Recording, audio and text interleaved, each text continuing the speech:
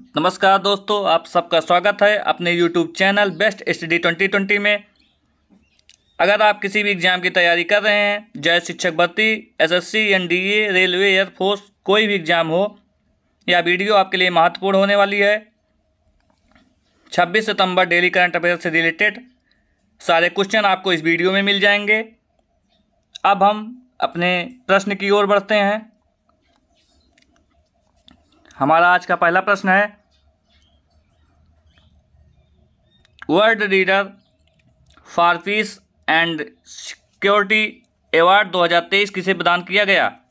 Option number A Narendra Modi, option number B Draupadi Murmu, option number C Ramnath Kovind या option number D Mata Amritanandamayi देवी।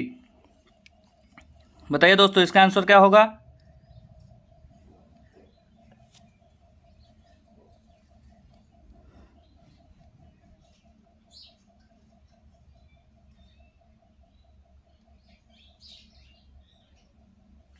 इसका answer होगा option number D Mata Amritanandamayi देवी को।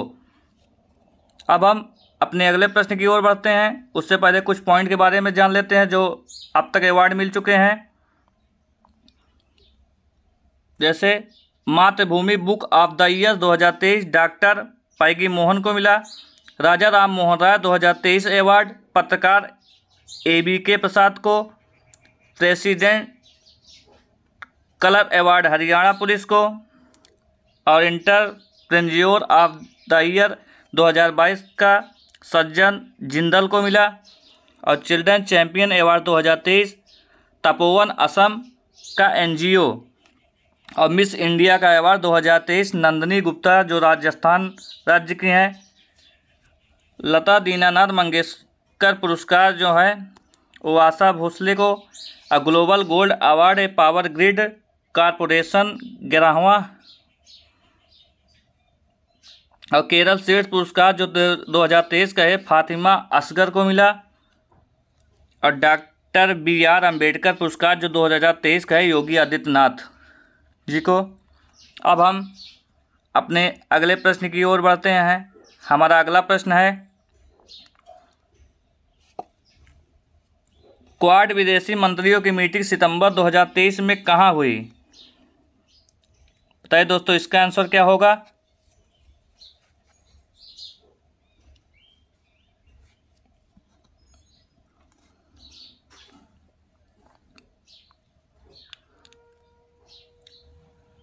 इसका answer है ऑप्शन नंबर ए न्यूयॉर्क।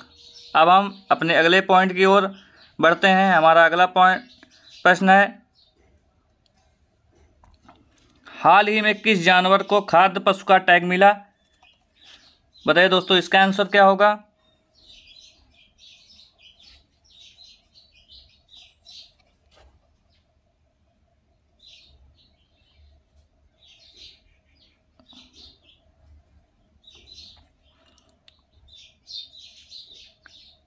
इसका ऑप्शन होगा ऑप्शन नंबर बी मिथुन।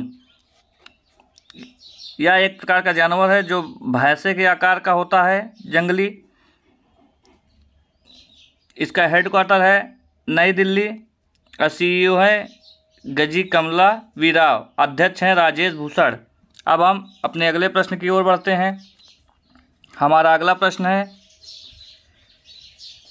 हाल ही में सर्वाधिक समय तक अंतरिक्ष केंद्र में रहने वाले पहले अरब अंतरिक्ष यात्री कौन बने? बताइए दोस्तों, इसका आंसर क्या होगा?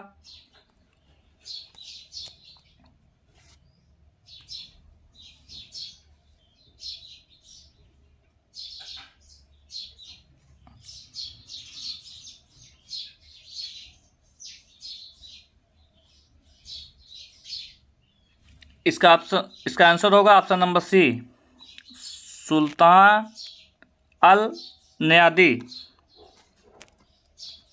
अब हम अपने अगले पॉइंट की ओर बढ़ते हैं। हमारा अगला प्रश्न है, हाल ही में घोषित टाइगर रिजर्व वीरांगना दुर्गावती टाइगर रिजर्व किस राज्य में स्थित है? Option number A Madhya Pradesh, option number B Maharashtra, option number C Uttar Pradesh या ऑप्शन नंबर डी बिहार। बताइए दोस्तों, इसका आंसर क्या होगा?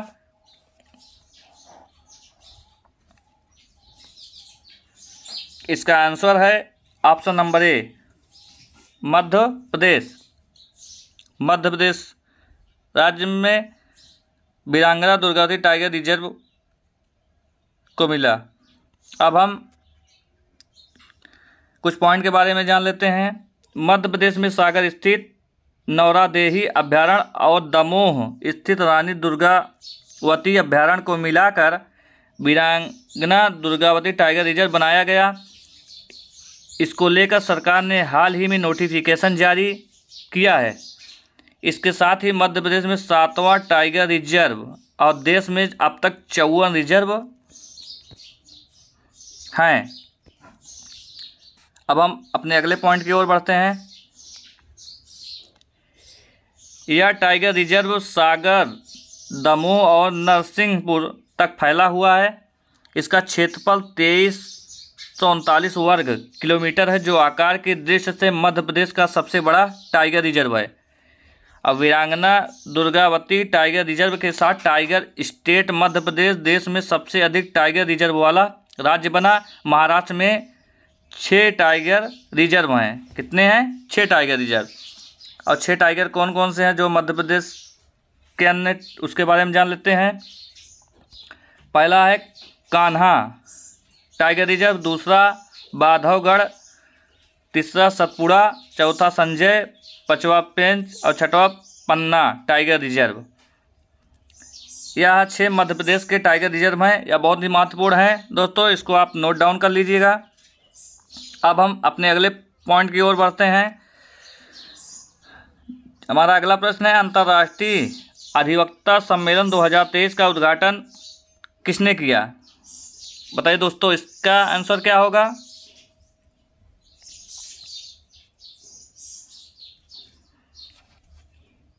इसका आंसर होगा ऑप्शन नंबर बी, प्रधानमंत्री नरेंद्र मोदी। अब हम अपने अगले पॉइंट की ओर बढ़ते हैं। इस सम्मेलन का आयोजन बार काउंसिल ऑफ इंडिया द्वारा किया गया। सम्मेलन का विषय न्याय प्रणाली में उभरती चुनौतियां हैं। यह पहली बार जब देश में अंतर्राष्ट्रीय अधिवक्ता सम्मेलन का आयोजन किया जा रहा है। सम्मेलन के दौरान उभरते कानून, रुझान, सीमा पार मुकदमे की चुनौतियां, कानूनी तकनीक, पर्यावरण कानून आदि विषयों पर चर्चा की गई। अब हम अपने अगले प्रश्न की ओर बढ़ते हैं। हमारा अगला प्रश्न है, सितंबर 2023 में नदी उत्सव का आयोजन कहाँ किया गया? Option number A, New York, option number B, Nai Delhi, option number C, Ahmedabad या ऑप्शन नंबर डी, नासिक। बताइए दोस्तों, इसका आंसर क्या होगा?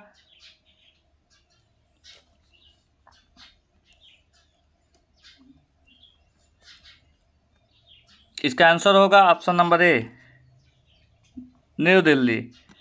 अब हम अपने अगले प्रश्न की ओर बढ़ते हैं। हमारा अगला प्रश्न है, हाल ही में जम्मू कश्मीर में कचरे के खिलाफ युद्ध के लिए राजदूत नियुक्त किया गया। बताइए दोस्तों, इसका आंसर क्या होगा?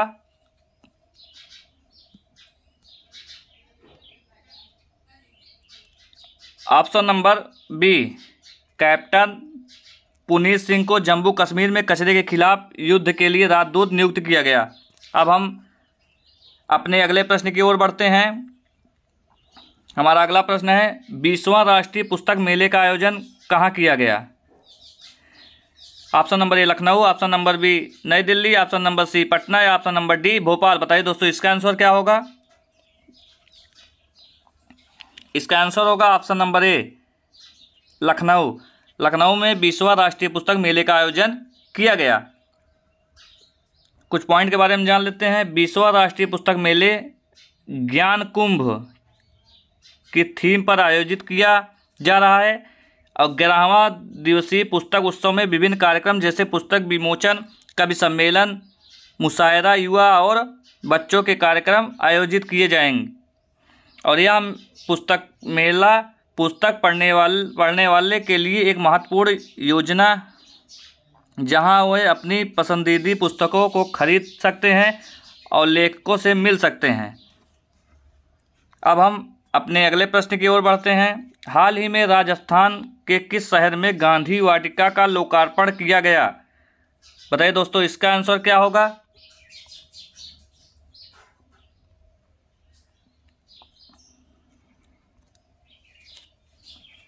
इसका आंसर होगा ऑप्शन नंबर ए, जयपुर। जयपुर राजस्थान के गांधी वाटिका का लोकार्पण किया गया है। अब हम कुछ पॉइंट के बारे में जान लेते हैं। यह वाटिका 14,500 वर्ग मीटर क्षेत्र में 45 करोड़ रुपए की लागत से बनाई गई है।